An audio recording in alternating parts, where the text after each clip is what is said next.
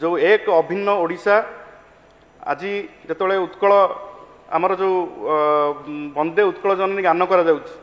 जड़े विधायक बसिकी रोचंत सबू सोशल मीडिया देखा जाकू ओडिशार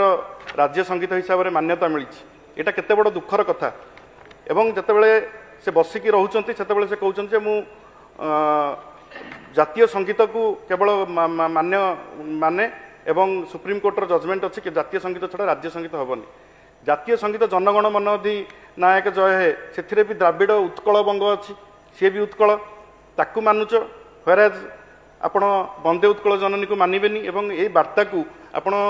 विधानसभा पवित्र गृह देकी ओडिशार अखंडता उपरे आंच आने को चेष्टा करुवा बेले से बीजेपी